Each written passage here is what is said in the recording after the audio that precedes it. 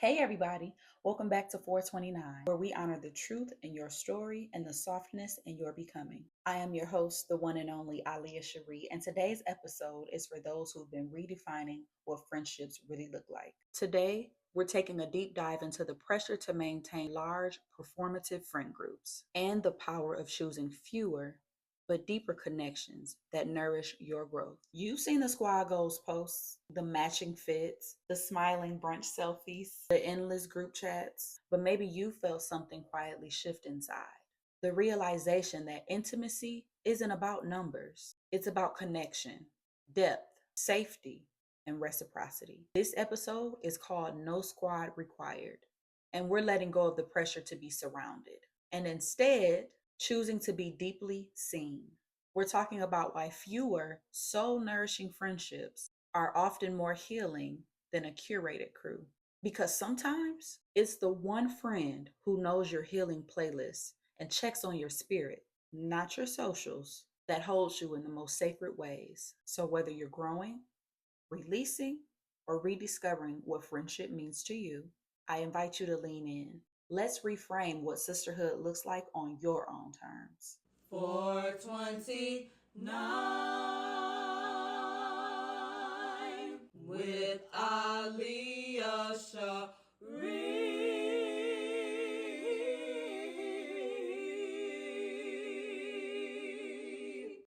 First, let's talk about the myth of the squad.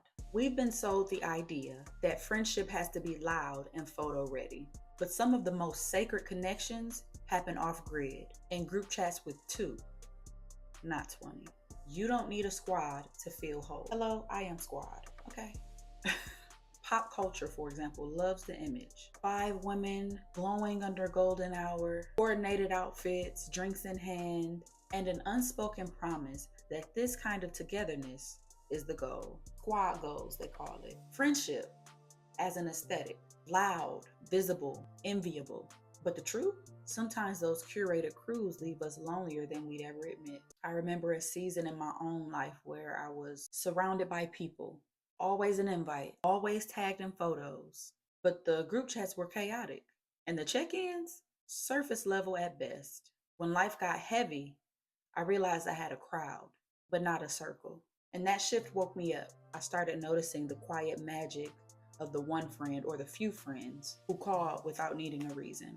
The ones who saw the tears behind the I'm fine. No matching outfits, no content calendars, just love. So, where does this pressure come from? Why do so many of us feel like having more friends equals having more value? Let's name it. Y'all probably already know what I'm about to say, but it's true.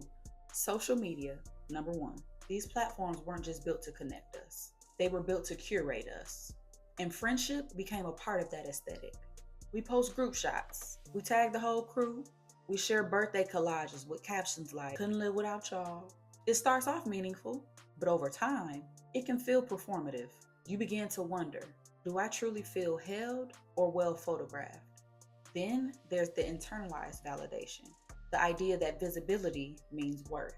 A full dinner table, whether it's your birthday dinner or y'all just going on an outing, tagged photos, constant group chat buzzing, it becomes a form of social proof. It's a way to say, look, I'm loved, I belong, I'm enough. And when those signs fade, it can stir deep feelings of insecurity, even shame. For Black women specifically, this pressure runs deeper. We're raised with powerful ideas of community. The auntie networks, the church circles, the sister friends who keep each other afloat. There's beauty in that collectivism, but it can also become a standard that leaves little room for solitude, boundary setting, or non traditional friendship models. Sometimes saying, well, I only have a few close friends, can feel like a confession, like you failed some invisible friendship test. But let me say this clearly, you haven't. You're evolving, and evolution is never loud. It's intentional. When we peel the layers back, we see it. The pressure isn't really about friendship. It's about visibility, belonging, and the need to feel safe in a world that often makes us prove our softness, our worth, and our lovability. Now, let's be honest about something that many of us carry, but rarely name out loud. That moment when your squad stops feeling sacred and starts feeling performative. You're showing up to the group chat, the brunch, to the birthday dinner, but emotionally, you feel unseen. The laughter's real, yeah, but when you're hurting, there's no room. When you're quiet, no one asks why. Listen, if you're pouring into a friendship that leaves you emotionally empty, if the connection feels more like a performance than presence, that's not alignment, that's obligation. And real quick, let's talk about friend politics, unspoken rules, the rotating cliques, the need to keep up appearances, check in with everyone, respond to everything. It's exhausting. I know. You start tiptoeing through dynamics instead of walking boldly in truth. Because what good is being part of a squad if you can't be soft there? Here's the real test. Do they know your triggers or just your favorite selfie angles? Ooh. Do they celebrate your healing or only your highlight reel? Ooh. When connection becomes conditional based on how visible, fun, or easy you are to love, it's okay to pause and ask, what am I holding on to and why? There's nothing wrong with releasing friendships who no longer serve who you're becoming. Like I said in the previous episode, you're not cruel. You're just choosing alignment over attachment, and that's sacred work.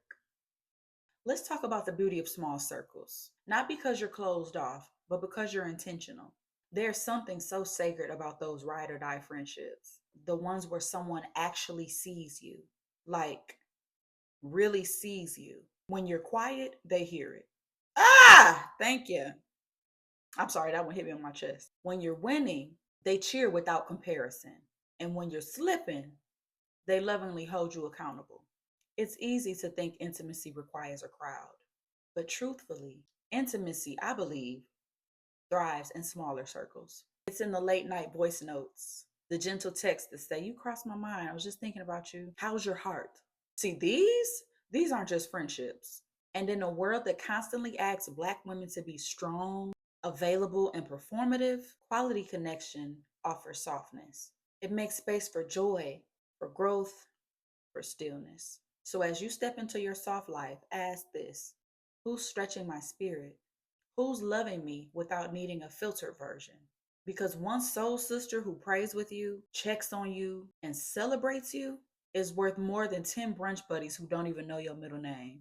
So we've named the pressure and the performative ties, but what does it look like to build something better, something deeper? Let me tell you something. Intentional friendship isn't just about who you vibe with. It's about choosing to show up with care consistently. It's about creating a space where honesty doesn't feel risky and presence doesn't feel heavy. It starts with simple, sacred things like active listening, not just hearing, but really receiving, checking in on what isn't said, letting your people share without interruption, without advice, or without fixing. Sometimes the most loving thing is paired with silence and full attention. And then there's vulnerability. That's the core of intimacy. It's being brave enough to say, I'm not okay, or I need more, or even, I feel disconnected. Can we talk about it? Vulnerability opens the door to depth, and depth is where real friendship lives. Now, if you're in a large friend group that's starting to feel emotionally exhausting or misaligned, it's okay to step back with love. You don't owe the crowd a performance, you owe yourself peace. Create space, not drama. So last episode, I gave you some things you can say if you need to take a step back from a friendship. I'm going to give you something here as well. You can say something like, I'm in a season where I'm tending to my most personal connections. Thank you for understanding. And when you do that, you begin to build or rediscover something sacred. One or two friends that feel like home, like truth, like nourishment. Because friendship isn't about having many, it's about having mutual. And your softness deserves safety. Your presence deserves reciprocity. Your joy deserves celebration. So I want to take a quick pause here. Last episode, I started the listener letters, and I'm kind of sad to report that none of y'all submitted no letters. I told y'all it was gonna be anonymous. Don't be shy now. But I did get some feedback on social media, so I'm gonna read those real quick. Obviously, listener letters are anonymous. But since these are posted on social media where people already had their name and stuff, I'm just gonna I'm still not gonna give the name, but y'all can go to my social media and see it. So I had one person. He said, I had a buddy of mine I grew up with that I fell out with over money. Then a wise person once told me, You can make money or you can make friends. Ooh, okay. You can't make both. Since then, if the friendship ended over petty stuff, I just let it end. No point in trying to fix it if the other side is that set on their truth. This was my response. I said, I'm sorry that happened, especially over something like money. But you're right, it makes you wonder how real the friendship is or was when you fall out over petty stuff. But hey, it had to happen. Otherwise, you wouldn't have known. So thank you for sharing that, sir. That was a Facebook comment. Another Facebook comment. She said, woo, I have to watch this one because I've had a few friend breakups and those for me has been worse than relationships. And I said, listen, it's not easy at all, and I agree, they're worse. I'm hoping this episode helps all of us who've experienced it make some sense of it all. And we talked about last episode how sometimes, in many cases, friendship breakups, I think they're worse than, or as worse as, romantic relationships, those breakups as well. So yeah, if you haven't watched that first episode, go ahead and watch that one as well, and continue to watch this one. Then I had a couple people on TikTok said, this is so helpful, thank you. I've been no contact with one of my closest friends for 3 months now. For some reason, I've really been thinking about her this week and come across this. I appreciate this way to understand the emotions. Headed to YouTube to get this full message. Thank you. And I told her she's very welcome and I'm sorry about her and her friend and that I know the feeling. Another TikTok comment, he said, went through this a few years ago. It was hard for sure. But once you gain a personal understanding and learn to be honest with yourself about the situation, it makes it a little easier. I said, glad you got through it. Heavy on the learn to be honest with yourself. That is key. Okay. Thank you. So, like I said, I didn't get no submissions for the listener letters, but I do appreciate y'all chiming in on social media. Make me feel special. Thank y'all. Feel free to comment on social media. But if you ever just want to like share a story, like I said, listener letters are anonymous. I'm not going to share your name. My inbox is open. I'm going to link that email address in the description box below so y'all can submit those letters. So as we close, I want you to reflect on this. Who in my circle truly sees me? And how am I showing up for that connection? So I'm going to invite you again to share with me. Tell me about the moment you realized that your squad wasn't feeding your soul. What did it teach you about connection or safety or silence? Number 2, describe a friendship that gave you depth over quantity. What made it feel safe? What made it feel nourishing? Or 3, this is the last option. Reflect on your current circle. Who are the ride or dies that help you grow? What are you learning about showing up for them and yourself with intention? You can share your response with me via email and I'll read them on the next episode. But they will remain anonymous. If you don't really care about being anonymous, you don't care about having your information out there, then feel free to share your answers in the comments section below or hit me up on social media, Instagram or Facebook or TikTok. And I'll read them there. I'll share the information for the listener letters and to my social media accounts in the description box below. All right, y'all, that's all for today. Thank you so much for tuning in. I am Aliyah Cherie, and this is 429. Until the next episode, take care of yourselves. Take care of each other. Bye.